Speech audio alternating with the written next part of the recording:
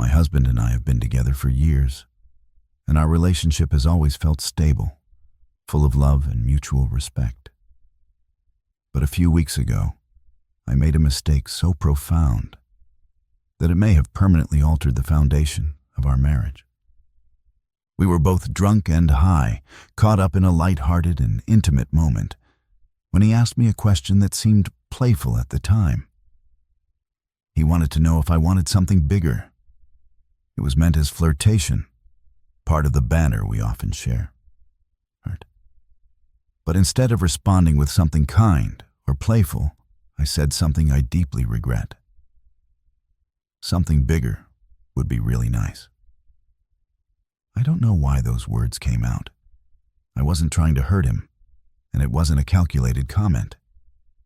It was just a thoughtless remark that slipped through my lips without consideration for how it would land. Yes, there might be a shred of truth to it in the abstract. I'm sure many people have fleeting thoughts about how things could be different or better. But I've never felt dissatisfied with him. I love him. I married him because of who he is, because he's the person I want to spend my life with. But my words hit him like a dagger. They implied, whether I meant it or not, that he wasn't good enough, that I had settled for less, and that he was lacking in a way he could never change. Since that night, everything between us has changed. My once loving husband now avoids me. We used to spend our evenings together laughing, talking, or just enjoying each other's company. But now, he spends most of his time in the garage. It used to be his personal playroom, a space for his hobbies and relaxation, but now it's his refuge, a place where he can escape from me and the pain I've caused. The intimacy we once shared is gone. We don't talk like we used to. Our conversations are stilted and brief, if they happen at all. Physical affection has vanished. He no longer kisses me, holds my hand, or even sits close to me. And as for our sex life, it's completely dead. He has shut me out entirely, and I don't know how to reach him. I've tried to apologize over and over. I've told him how sorry I am, that I didn't mean it, that I love him and value him exactly as he is. But my apologies feel hollow to him. He told me he can't trust my words anymore, that they seem forced and insincere. Worse, he believes that my comment confirmed his worst fears, that I've always thought he wasn't enough, that every time I was intimate with him, I was faking my enjoyment. None of that is true, but I can't convince him otherwise. Every time he looks at me, I can see the pain and insecurity in his eyes. I know that my words have become a permanent shadow in his mind, something that will haunt him every time he thinks about intimacy with me. Desperate to fix what I've broken, I suggested seeing a marriage counselor together.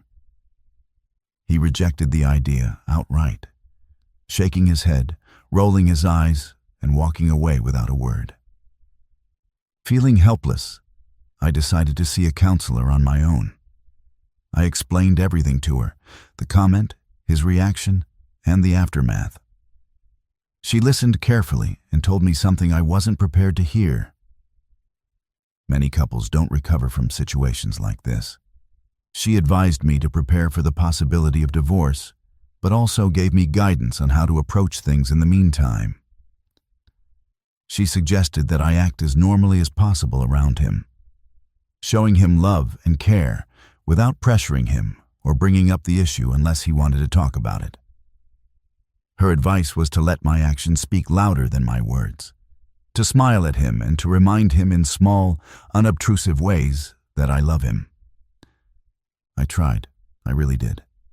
I smiled at him when he came home, told him I loved him, and tried to create a sense of normalcy. But he remained distant, unresponsive, and cold. One morning, overwhelmed by guilt and heartbreak, I broke down. I begged him to talk to me, to say anything at all. His response was devastating. He told me to go fuck myself, that he didn't care anymore, and that the only reason he hadn't filed for divorce was because he didn't want me to take the house or his money. I tried to reason with him, to explain that I never meant to hurt him and that I loved him, but he cut me off. He told me to stop trying and to leave him alone. Instead, I felt like the ground had been ripped out from under me. I realized then that I might have destroyed our marriage beyond repair. And yet, there was a moment of hope. A few days later, he came into our bedroom, tears streaming down his face. He told me that he loves me, that he regrets some of the things he said, and that he doesn't want to divorce. But he also admitted that he's still hurting and needs more time to process everything. He asked for space to work through his feelings, and I agreed. I know the road ahead won't be easy. The pain I caused him is deep, and it will take time and effort to heal. I've learned a hard lesson about the power of words and the damage they can inflict, even when they're not meant to harm. For now, I'm trying to be patient and understanding. I love him, and I'll do everything I can to rebuild his trust and repair our relationship. Whether we can fully recover from this remains uncertain. But I'm not giving up. He's worth it. And so is our marriage.